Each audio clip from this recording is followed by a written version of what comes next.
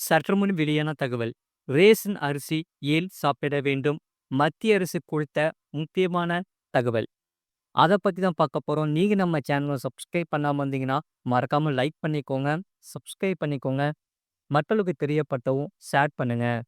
அதாவது மத்திய அரசு நாடு முழுவதும் உள்ள ஊட்டச்சத்து குறைபாடுகளை, குறிப்பாக பெண்கள் மற்றும் குழந்தைகளிடையே நிலவும் ஊட்டச்சத்து குறைபாடுகளை எதிர்கொள்ள ஒரு விரிவான உத்தியை வகுத்துள்ளது. இந்த உத்தியின் முக்கிய அம்சம் அரசாங்கத்தின் முக்கிய நலத்திட்டங்களில் செறிவூட்டப்பட்ட முக்கிய உணவுப் பொருட்களை பயன்படுத்துவதாகும். இதன் மூலம் இரும்பு சத்து, போலி அமிலம் மற்றும் வைட்டமின்கள் போன்ற அத்தியாவசிய நுண்ணூட்ட சத்துக்கள் நேரடியாக மிகவும் பாதிக்கப்படக்கூடிய மக்களுக்கு சென்றடைவதை உறுதி செய்கிறது. ஆகையால் பிஎம் போஷான் திட்டம், முன்பு மதிய உணவு திட்டம், இந்த ஊட்டச்சத்து இயக்கத்தில் ஒரு முக்கிய கருவியாக செயல்படுகிறது. அந்த வகையில் பள்ளி கல்வி மற்றும் இலக்கறிவு துறையின் தகவலின்படி அனைத்து மாநிலங்கள் மற்றும் யூனியன் பிரதேசங்களில் உள்ள பள்ளி குழந்தைகளுக்கு உணவு தயாரிக்க செறிவூட்டப்பட்ட அரிசி பயன்படுத்தப்படுகிறது. அந்த வகையில் உணவு மற்றும் பொது விநியோக துறையால் வழங்கப்படும் இந்த செறிவூட்டப்பட்ட அரிசியில் இரும்பு சத்து, போலி அமிலம் மற்றும் வைட்டமின் B12 ஆகியவை சேர்க்கப்பட்டுள்ளன.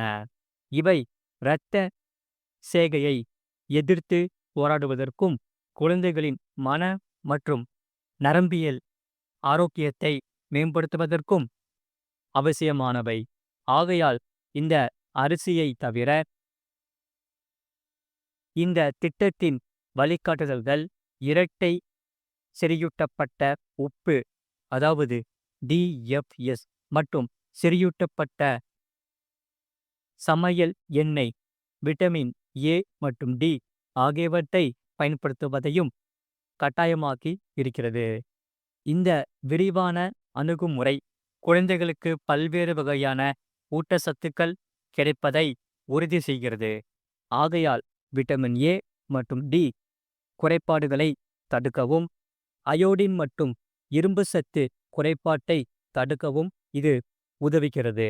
ஆகையால் இந்த செறிவூட்டல் நடவடிக்கைக்கான முழு செலவையும் இந்திய அரசே ஏற்றுக்கொள்கிறது. இது ஊட்டச்சத்து மேம்பாட்டில் அரசின் உறுதிப்பாட்டை காட்டுகிறது. அடுத்ததாவது, உணவு செறிவூட்டலுக்கான அழுத்தம் தேசிய கொள்கையின் ஒரு முக்கிய அங்கமாகும்.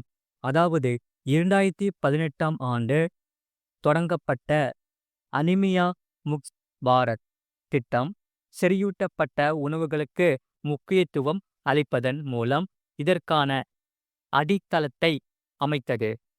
2019ஆம் ஆண்டு தொடங்கப்பட்ட அரிசி செறிவூட்டலுக்கான ஒரு முன்னோடி திட்டமே வெற்றிகரமாக அமைந்ததால் இது ஒரு பெரிய கொள்கை மாற்றத்துக்கு வழிவகுக்கும் என்று சொல்லப்பட்டது. 2022 அரசு இதை பெரிய அளவில் விரிவுபடுத்த ஒப்புதல் அளித்தது.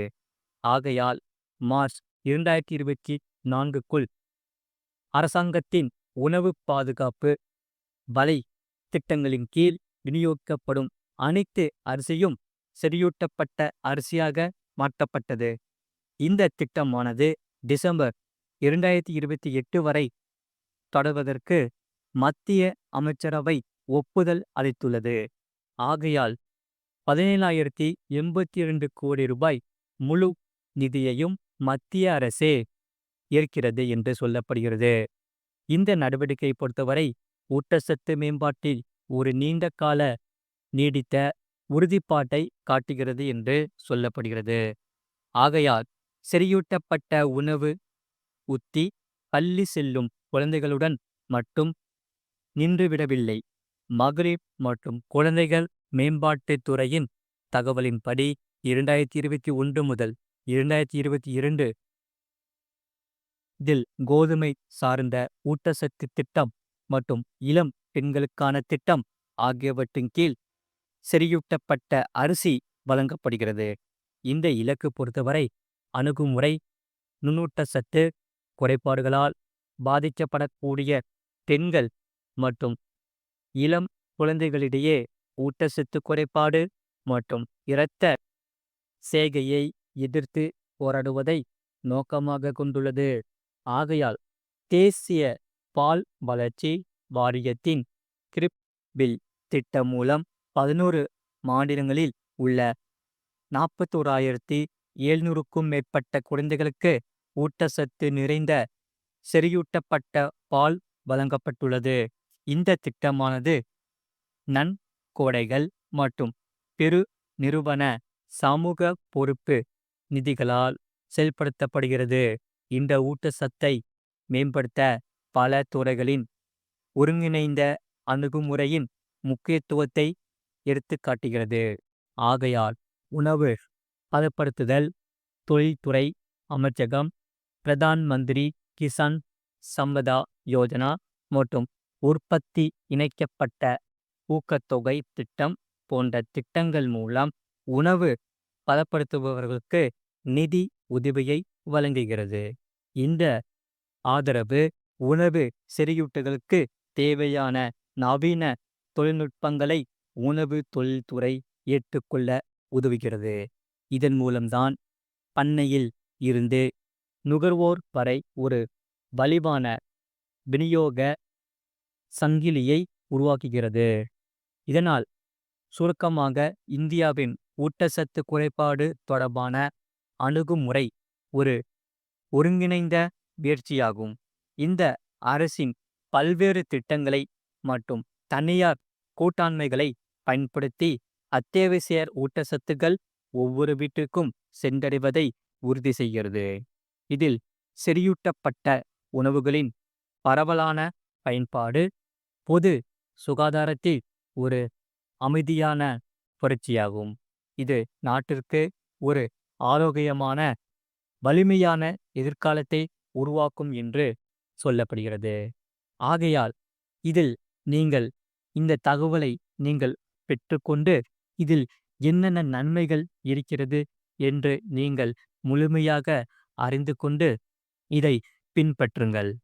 இந்த ரேஷன் அரிசி சாப்பிட்டால் என்னென்ன நன்மைகள் இருக்கிறது என்று நீங்கள் புரிந்து கொள்ளுங்கள்.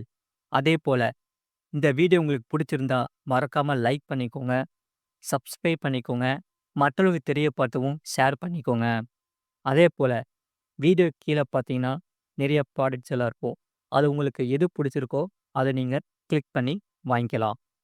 அதே போல் உங்களுக்கு வேறு என்னென்ன ப்ராடக்ட்ஸ் தேவைப்படுதோ அது நீங்கள் கமெண்ட் செக்ஷனில் கமெண்ட் பண்ணுங்கள். அதை நாங்கள் பார்த்துட்டு கண்டிப்பாக அந்த ப்ராடக்ட்ஸ் எல்லாமே வீடியோக்கு கீழே நாங்கள் டேக் பண்ணுறோம். நீங்கள் அதை பார்த்துட்டு அந்த ப்ராடக்டை நீங்கள் வாங்கிக்கலாம். மறக்காமல் வீடியோக்கு லைக் பண்ணிக்கோங்க, சேனலை சப்ஸ்கிரைப் பண்ணி வச்சுக்கோங்க. இது போன்ற உங்களுக்கு முக்கியமான தகவல், யூஸ்ஃபுல்லான தகவலை உங்களுக்கு டெய்லியும் உடனுக்குடன் நாங்கள் உங்களுக்கு கொடுத்துக்கிட்டே இருப்போம். மறக்காமல் நீங்கள் லைக் பண்ணிக்கோங்க, சப்ஸ்கிரைப் பண்ணி வச்சுக்கோங்க.